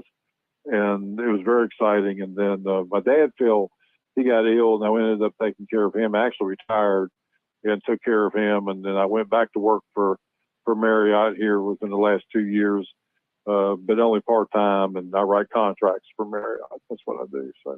All right, good deal. And you know what? We'll put some games coming up, and then who knows? Maybe we can get together for a good portion of this season. We'll talk about it off the air. I've got some ideas in my head. Maybe we can rebirth one of our famous shows, but we'll discuss, and maybe we can get really knee deep into the ACC and be on top of that all year. That'd be a lot of fun. All right, John, go ahead, man. No. I just said that next time I myself will be better prepared. I'm always, the difference in game 1 and game 2 is a big difference. So yeah, but I really enjoy being on. I just enjoy talking about it. Very good. Oh man, lots of fun, John Hale. All right, man. Have a good night. Take it easy, and we will catch you next time. Okay. All right, Brother Steve. Thank you. All right, guys, we'll go ahead and wrap up the round robin for tonight. Excited We'll to talk to our next guest. He's been my boss, or was my boss, for many years, many moons ago. A quick little story. I was at the FedEx Field Stadium, and I was approached by, I think it was one of your buddies, Nick. I can't remember his name exactly. But we were doing our show in the tailgate with Bill Blades. We were doing the tailgate players. And from that, I met a gentleman who made me the Denver Broncos beat writer for Scouts back in the day. And then probably Chad Jensen would be my guess. Yeah, okay. And then from there, Warpaint Illustrated with the Kansas City Chiefs, a magazine, back when we had magazines back in the day as well. Yep. I was able to be the AFC beat writer for Mr. Nick Athan. Nick, you're back in Missouri. You're in Chiefs country. We're going to have you on definitely a few times this season. You are ace in the hole when it comes to Kansas City. But let me just start with this right off the top. When you just talk, I mean, this is pretty obvious, but when you talk the quarterback coaching combos, and I mentioned this on the show last week, you have Mahomes, you have Andy Reid. That is literally as good as it gets. When you have that kind of combination in years past, 49ers in the 90s, Dallas in the 90s, the Brett Favre Packer days somewhat as well. Right. You just know what the Brady and the Patriots, you just know what you have. And with 2 Super Bowls already, there is definitely that avenue to set themselves up for a few more, as long as Reed's going to stick it around here. And it looks like he's having fun. He looks like he's going to stick it out. But just in a nutshell, long-term here, the Chiefs really have a chance now to rack up some rings, don't they? Yeah, I think so. I mean, I suffered for 50 years like most Chiefs fans who are my age. And, we get Mahomes and, we think he's going to beat the Patriots. It was all set in stone. It was just a perfect way to bury the Patriots, and the Patriots pull it out, and you think, hey, man, this franchise is just doomed. And the next year Mahomes does his magic, and then 2 years later he does his magic again. And you know what? I don't take anything for granted, Steve. I am a diehard Chiefs fan. I love Patrick Mahomes. But I'm starting to think the combination of Andy Reid, I'm going to include Matt Nagy in this thing, because I don't think they win the Super Bowl last year without Matt Nagy, because he was basically the offensive coordinator. Eric Bieniemy kind of, was a ways back on the totem pole, in my view, set some things up. But I think the way Matt, kind of forced Patrick to look at things a little differently, you can kind of see what he was able to accomplish. And now that he's firmly in charge of the offense completely, that trio, I think personally, because Matt will be the heir apparent to Andy Reid whenever Mrs. Reid decides he's going to retire. Right. I think that the Chiefs fans are we're in a fun period. I think for the next 5 years, I'm not going to be greedy. I think they can win 2 more Super Bowls in the next 5 years. Whether they go back to back is irrelevant. But, Patrick Mahomes is chasing the prime of his career right now. He's just on the verge of the beginning of the prime of his career. And I think we just have to look at it, sit back and watch and enjoy it. And I keep telling people, I keep tempering people, because a lot of people come up to me and say, well, is he the greatest quarterback ever? Is he this? Is he going to catch Brady? And I come back and say, you know what? I don't know, because I've yet to see Patrick Mahomes play a 4-quarter game in the Kansas City Chiefs uniform, meaning lights out, start to finish, no lulls in the offense, no miscues, those kinds of things. The Raiders game a couple of years ago, when they were stomping on the Arrowhead logo, when he played 3 quarters, he didn't play the 4th quarter. That's as close to a perfect game as he's ever played. And so I think there's room for improvement, and I think Patrick knows that too.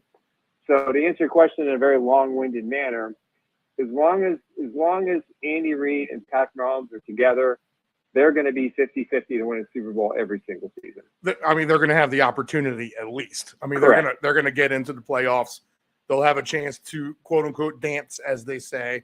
And I think you brought up a good point, because his first year as a starter, I think you did see those glimpses of the super, super greatness. And you've seen it through his career. But that was when everyone's eyes were opened. And if you can just, like you said, just keep that 4 quarters, 15 of the 17 games or so, it's gonna be lights out. It's gonna be lights out. What's impressive is in 2 quarters or 3 quarters, virtually beat everybody he faces every week. So, I shudder to think if he ever puts it all together, and this is certainly no knock, there's no doubt in my mind the Chiefs will run the table undefeated at some point if he ever gets into that zone. I don't care. I don't care the cast around him. I don't care how good the defense is.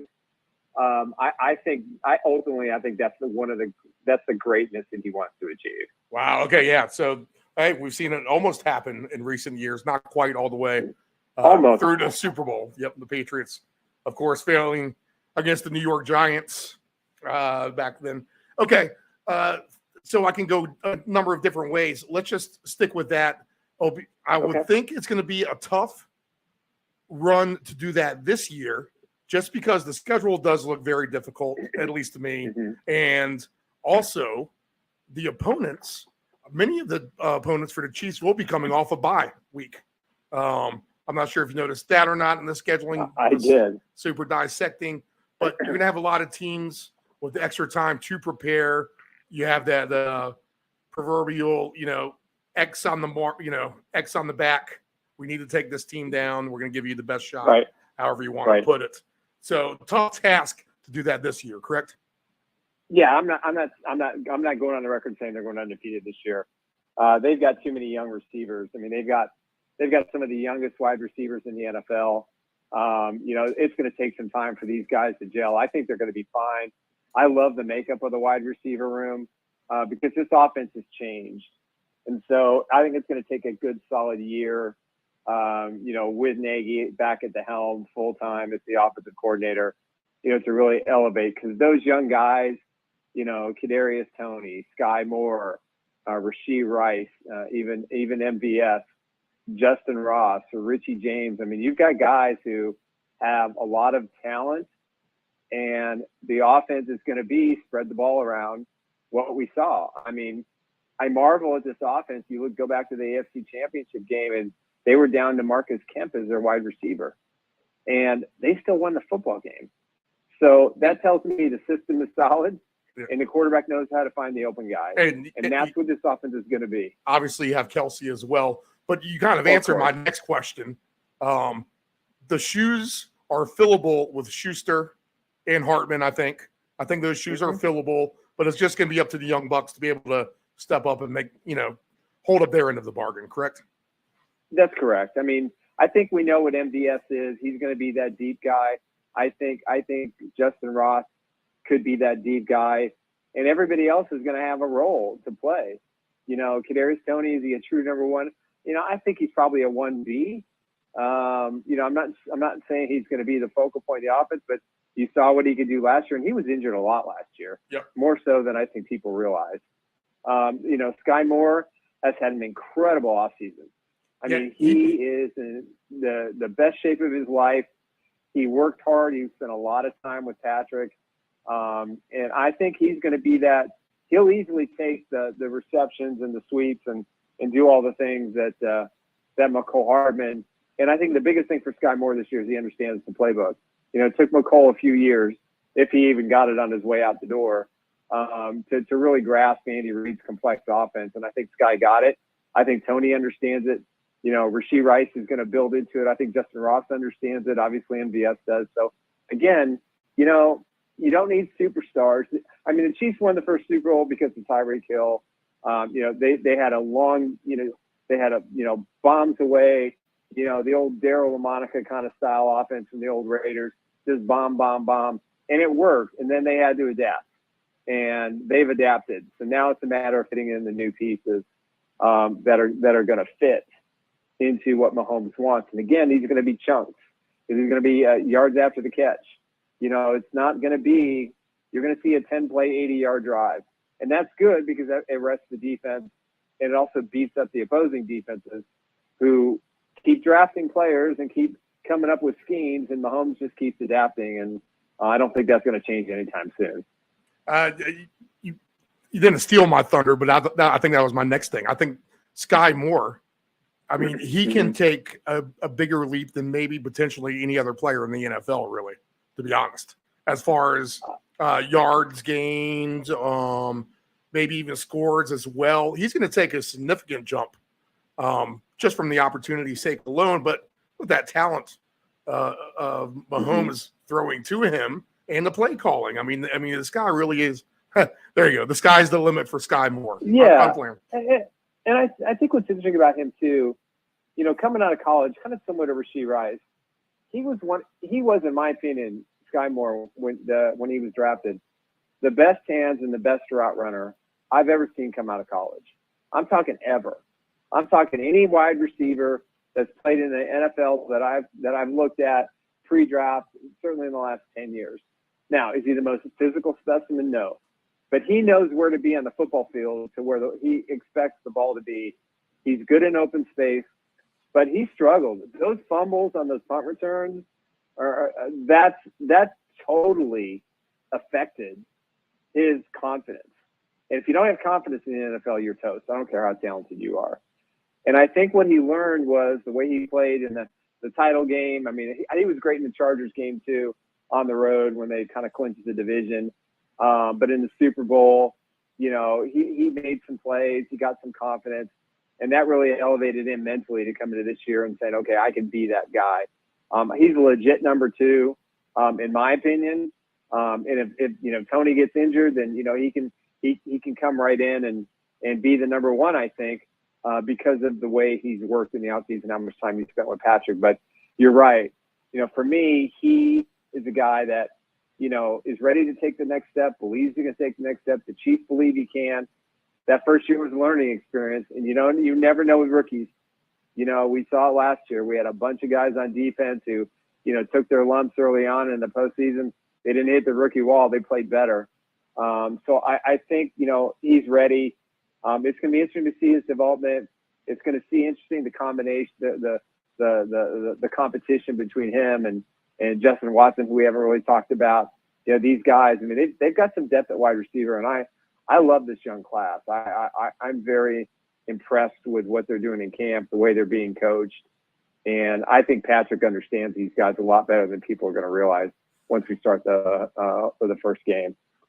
Division prices are the Chiefs minus 180 to win the division, plus 350 to win the AFC, and plus 600 to win the Super Bowl, all which I think are good numbers at this point, stage of the game. I think you guys know locally how great the defense is. I think if nationally, if you really dissect the game hard, that the Chiefs have a good defense.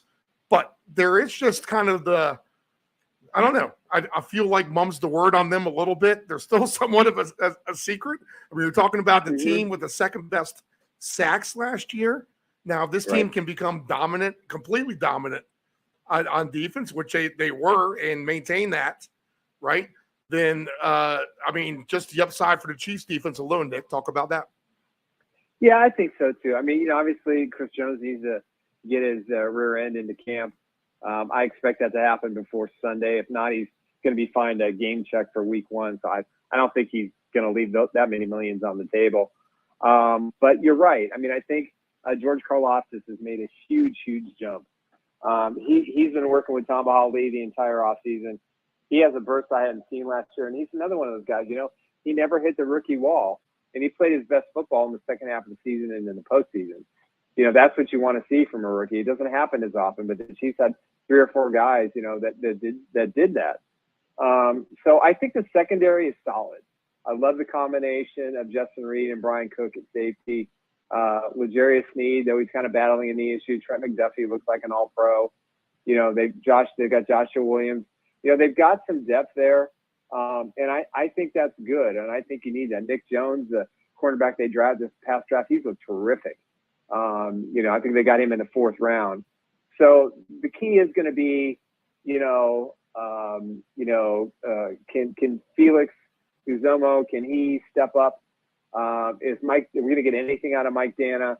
Are they going to re-sign Carlos Dunlap, which is kind of the rumor post training camp that he might be in addition? So, they're going to miss Frank Clark. Obviously the free agent they signed from San Francisco, Menahue, is going to be suspended the first 6 games, which is huge. So they're going to have to get some push up the middle with Derek Nottie and rookie Keandre Coburn, along with Jones, to be effective. Now, will they have the same number of sacks next year, this year as they did last year? I'm not sure they can hit that number. It just depends what this defense looks like when Menahue comes back, if they find Dunlop, and Jones has the right playing attitude, which I'm sure he will. But I think this is the potential if they can stay healthy. The Ducks fall in a row, even though they have a tough schedule.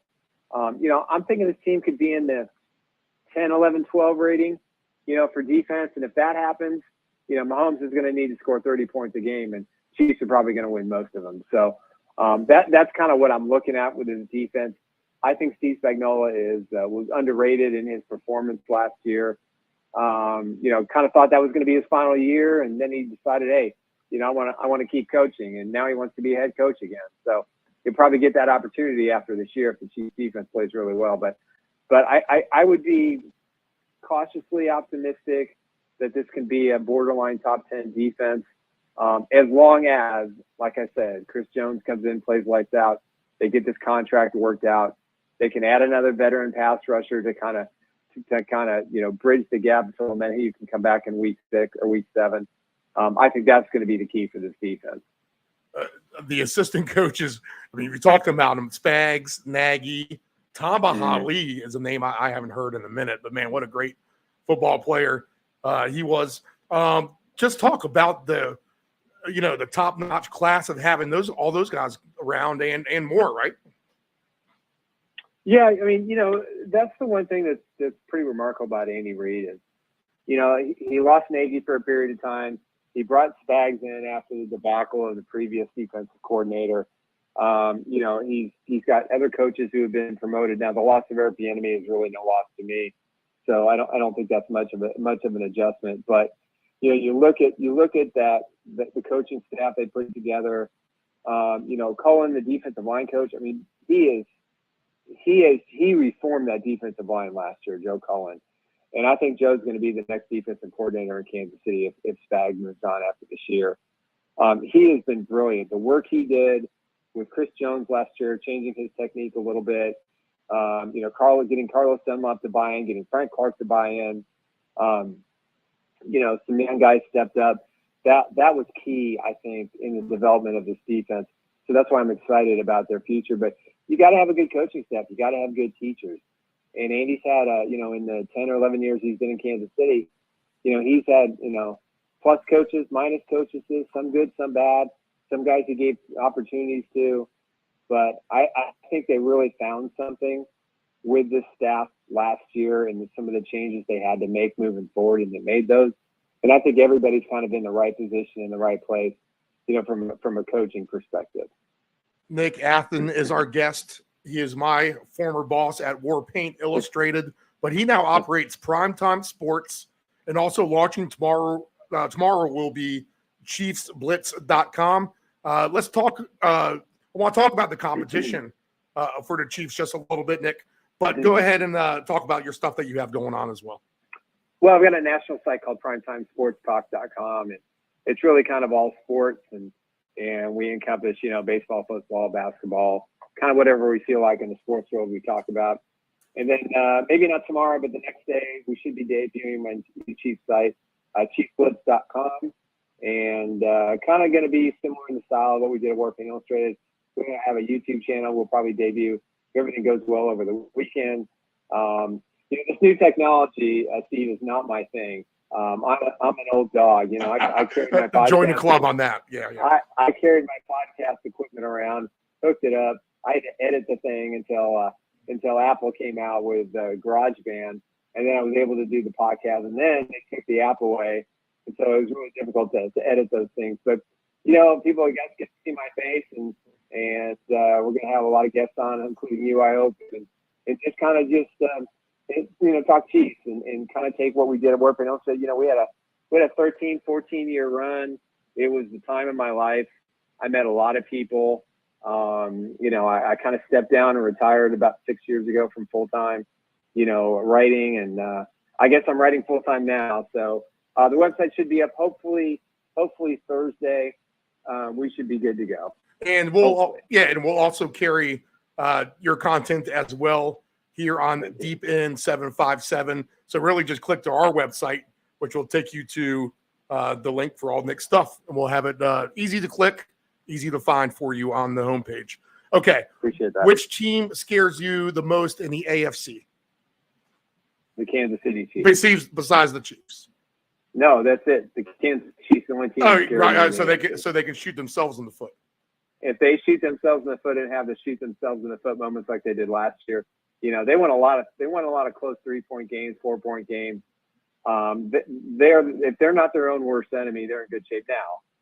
On the flip side of the question, in the AFC, obviously the Bengals, they're probably the second best team in the conference. I think the Bills are a distant 3-4. The Ravens, I'm not in love with their quarterback. I don't think he can be a pro-style quarterback. I think you have to see it to believe it with them, to be honest. Yeah, Lamar Jackson doesn't have the sideline leadership. I mean, I go back with him, kind of bouncing around a little bit. I go back to the AFC game, playoff game against the Tennessee Titans, and he's on the sidelines by himself. Right. And he doesn't know what to do when they're losing. And you look at contrast to Patrick Mahomes, or Joe Burrow or Josh Allen, even a Justin Herbert. I mean, you look at these guys on the sidelines and they're like, okay, guys, this is what we got to do. And you got to be a leader in every aspect. Burrow, I think, is the closest. Now, he's got an injury. We don't know how severe it is because the Bengals are pretty tight-lipped on whether he's going to be starting the regular season or not. But that's the kind of injury you got to watch out for all year long. Right. It's not something that's going to go away in 4 or 5 weeks. I mean, it could be aggravated at any point. The Bills, honestly, I can't figure this team out. I think they're going to take a step back. I think the Jets will be the flavor of the first couple of months of the season before they fade. Then it's going to be a dogfight between all those teams plus the Dolphins. Right. And the Patriots will play good defense, and I think their quarterback will be better because they got some better weapons around him. But, scare-wise, I would say the Bengals, because of the wide receiver core and the fact that Joe Burrow is, I think, as close to Patrick Mahomes as any other quarterback in the NFL. So I think they're the team that gives me the most concern. But I don't think after that I'm all that feeling threatened about any other AFC team. Jacksonville has shown a little bit of worth and a little bit of spunk. In fact, they gave you guys a decent game there last year, right? But go ahead and just talk about them. Yeah, I think they played well last year, and even in the first loss at Arrowhead, I mean, they were down 21 points, and they came back and kind of made it a game. And I think that's kind of shows the coaching. I love Doug Peterson as a coach. One of my favorite coaches ever was in Kansas City. He was always very good to me, and we had a lot of interesting conversations about offense. But you just look at that talent. I think the wide receiver position for the Jaguars is really solid and really strong. They got a great running game. I think their defense is solid. They should easily win that division, which is so bad. But it's not easy when Patrick Mahomes is out there to take that leap. Burrow got him once, and Mahomes came back and got him the next year. And I think you have to have a perfect system to beat the Chiefs in the postseason at Arrowhead. I think last year in the playoffs, Jacksonville did a terrific job, but in the end, Trevor Lawrence, he put the ball out there and the Chiefs intercepted, and then there was the fumble, and then he had a lot of open targets, but he just missed them, and those are things he's going to learn. But yeah, they'll definitely be a division winner. Whether or not they can upend the Chiefs, I probably would put their potential probably behind the Bengals and put the Bills and the Ravens after that. Wow. Okay. All right. Strong words there. Just because of the coaching staff. Right. The coaching staff's the difference to me.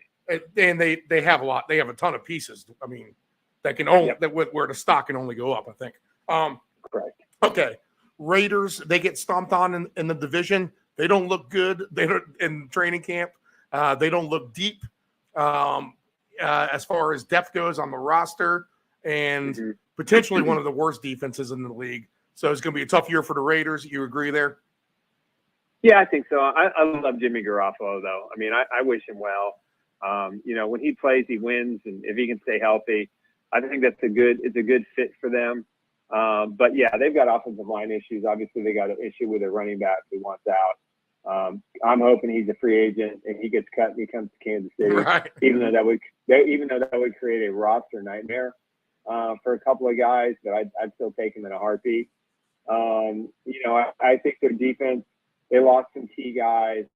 Josh McDaniels he's a great offensive coordinator. I just don't think he's ever going to materialize in the head coach.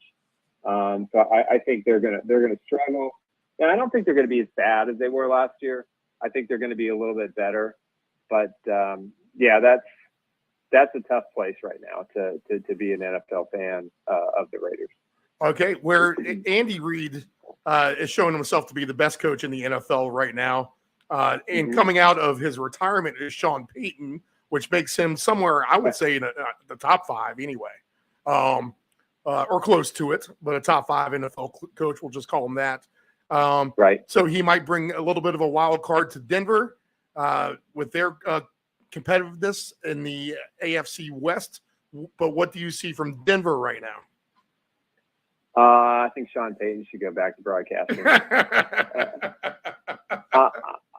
I mean, that stick that he pulled, talking to right. that first interview he did, and taking a shot at the old coach. Yeah, Nathaniel Hackett was a bad coach, bad NFL coach. Right. He's not a bad offensive coordinator, clearly, because he was part of the package that brought Aaron Rodgers to the Jets. So that means you've got something.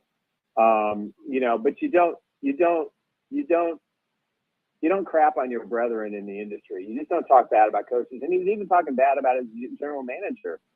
And I think, honestly, the reason he did all that is because he looks at his roster. He looks at his quarterback, who I personally think is done. He took $18 million a year to coach in the only place that was going to hire him. And he wasn't that great in New Orleans toward the end. And he had Drew Brees, who was the best quarterback. And the guy gets suspended for, all the nonsense with the defense and the headhunting and all that kind of stuff. And I'm thinking, why open your mouth that way, start your career in Denver that way? And yeah, it's a new culture there, and he's going to be a disciplinarian, but he's a control freak. And, to Andy's credit, Andy Reid, he's not a control freak. He lets the players be themselves, but Sean Payton is not going to let those guys be themselves. They're going to be what he wants them to be.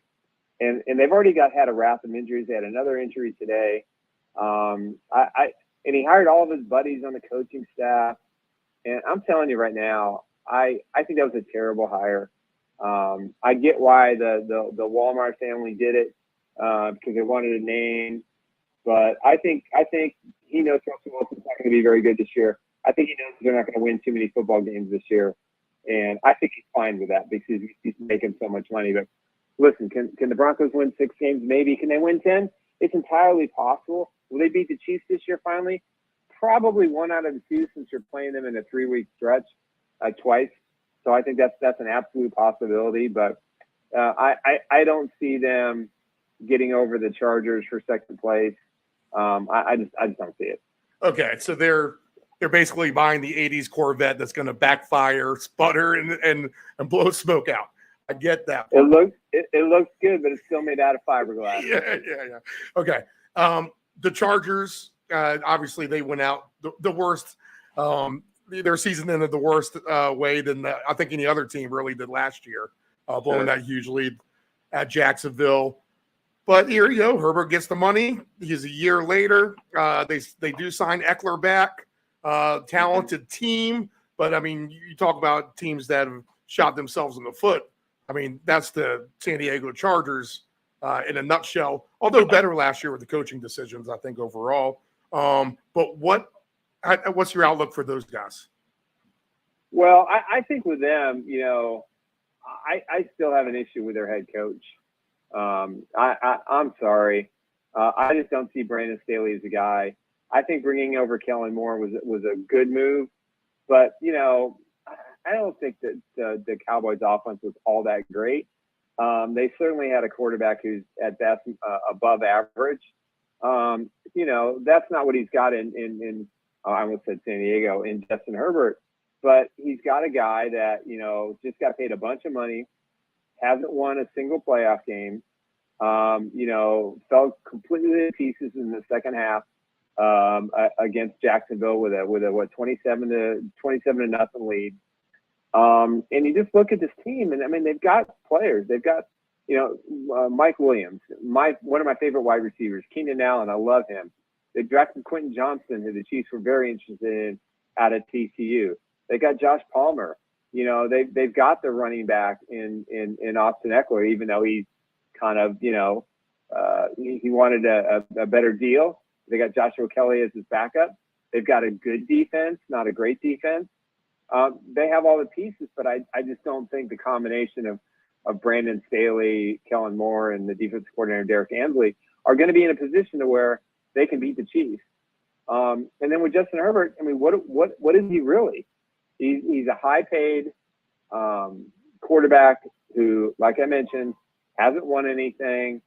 And I think it's important that you look at this team overall and say, Brandon Staley's in a lame duck year. They have to win this year or he's going to be out of the job. All right. Interesting stuff there for sure. Yeah, I mean, he hasn't really proven anything yet, even if he did make better coaching decisions last season. The way that everything blew up in their face at the end kind of takes that. What little good taste you had in your mouth makes it very sour at that moment. Yeah. Okay, definitely. Nick Athan, primetimesports.com, chiefsblitz.com. You'll be able to catch his show on our website. We'll go ahead and take a break. We have the baseball slate for tonight, a big card. I want to go through that, see what we can find there. Nick, you got any hot takes on the Royals since you're out there in Kansas City? John Sherman, you better get that downtown stadium deal done, and you better spend some money in the offseason signing some players. So I think they've got the wrong manager. I think they've got some young talent that's halfway decent that I think they can take the next step. But I'm not sold on their manager. John Sherman needs to hire a top-end executive to run the franchise that can also help him with a downtown stadium. And I think that's going to be his biggest challenge in the offseason. They're going to announce the move, I think, downtown Kansas City for the new ballpark at the end of the season. So then it opens the door where the Chiefs are going to go, and that's a conversation for another day. But for the Royals, it's going to be a long road back to being a team that can win this division, even though this division absolutely stinks from top to bottom. A 500 record. It's winnable. Yeah, it's winnable. Yeah, you're only a few games out of first place. Right. So the stadium, I haven't heard much about that personally myself. In Virginia, you don't hear much about the Kansas City Royals and their new stadium prospects downtown. But is that going to be like a convertible roof dome there? It'll be open air. Yeah, it'll be open air, and they're going to build some shops and restaurants, and they're going to build a little community downtown. At least that's the plan. The drawings are great. It looks fabulous. I think the area they picked in the East Village in downtown Kansas City, for those that know it, is the right spot. The land's available. They're flirting with going to North Kansas City, which, I'm not sure that's something that they're going to ultimately do. I think they're just trying to get more money out of Kansas City, Missouri. But, I think they have a good plan for the stadium because they've made it very clear that they want out. They want to build a new one downtown, and that's what they're going to do, regardless of how good the team is. But it's still gonna cost a lot of money, and they're gonna have to come up with some of their own funds, which they claim they have. So again, that's going to be interesting to see what money they get from the state, because the Chiefs want a new stadium or they want to renovate Arrowhead again, and they're not going to take a penny less than whatever the Royals are getting. So there's going to be a battle between the two in the state, to get some free money. And that's going to be interesting to see how that plays out when it's all said and done. All right, cool. All right, good insight. All right, Nick, let's let preseason play out a few weeks. We'll see how things progress, and we'll get you on towards the end of that and right before the season starts, okay?